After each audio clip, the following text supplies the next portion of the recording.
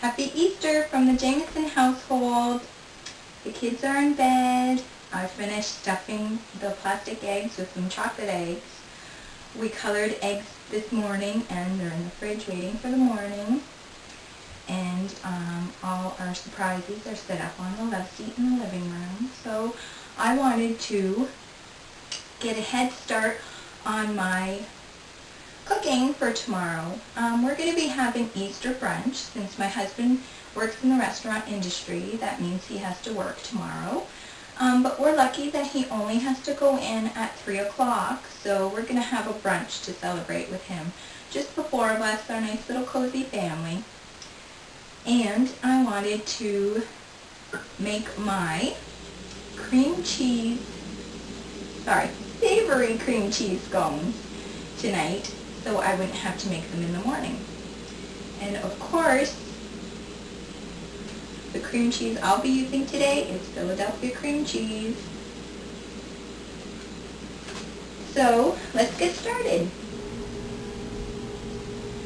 So in my bowl I have 3 1/4 cups of all-purpose flour that I've mixed with 2 tablespoons of sugar, 2 1/2 teaspoons of baking powder, and 1/2 teaspoon of salt. To that I'm going to cut in 1/2 cup of cold butter that I've cut into cubes, and 1 package of Philadelphia cream cheese that I've cut into cubes. So I'll get that all cut in there with my trusty old fingers, and I'll see you again in a few minutes.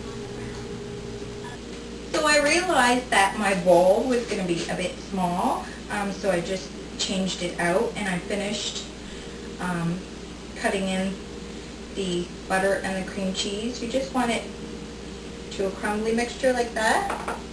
Next we're going to be adding 1 cup of chopped dried apricots, 2 tablespoons of chopped fresh chives. That's going to add a nice oniony flavor. And instead of doing ham, since we're going to be having ham with our brunch, I decided to go with some nice buttery prosciutto. It's going to pair wonderfully with the nice slightly sweet apricots and the slight onion flavor of the chives. So we're just going to mix that all up. I just love prosciutto. I remember the first time I had it was 2 years ago, I would say. My brother took us out to dinner at a small restaurant that not many people know about in Sudbury, Ontario, called Tommy's Not Here. And they had the most wonderful appetizer. I'm just going to be cracking an egg into 1 1/4 cups of milk. And they had the most amazing appetizer of little bocconcini balls wrapped in prosciutto, then slightly baked until the bocconcini was all soft and melty. The best appetizer I've ever had. Every time I talk to my brother, I mention that restaurant to him. So what I did is I mixed my milk with my egg, and now I'm just stirring that into my scone mixture. You know, a lot of people, when they think of scones, they think of the sweet scones, you know, that you serve with fresh preserves or strawberry jam, but I like making savory scones to go with our soup. And tomorrow I'm going to be pairing it with a nice frittata. I'm not quite sure what I'm going to be putting into it yet, the frittata. I know there's going to be asparagus for sure, because I found some beautiful, beautiful thin asparagus at the store today. So this would be a good side for a breakfast. A nice brunch to accompany a breakfast casserole, omelet, or a nice dinner side or lunch side even to accompany a nice light soup such as Italian wedding soup. So that's all mixed in.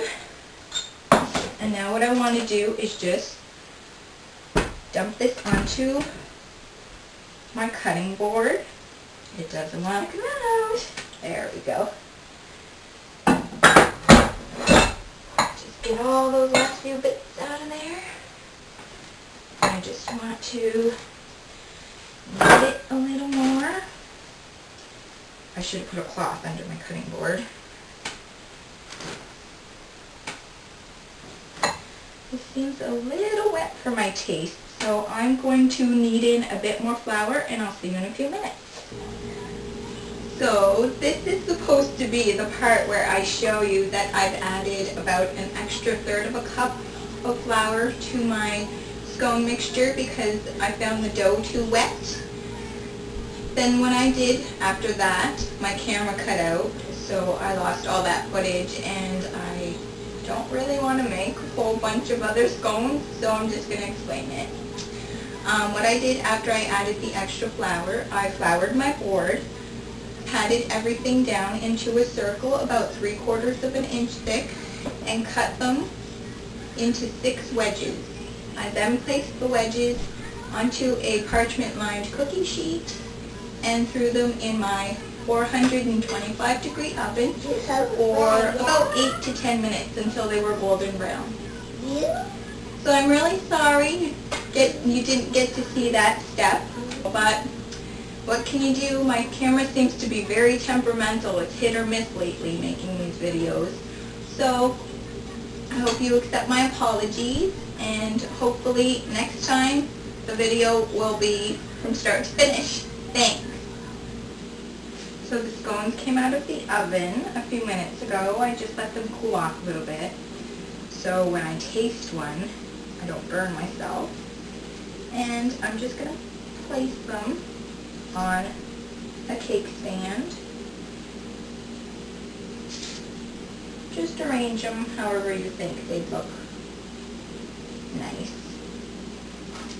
Your family's not really going to worry about presentation once they taste these, I'm thinking, because they smell wonderful.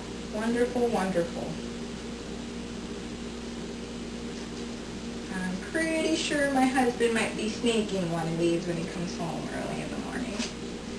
Just want to show you what they look like. Look at that. Nice and golden brown. You can see the chives, some of the apricot, some of the prosciutto. Awesome. And now, my favorite part, the taste test.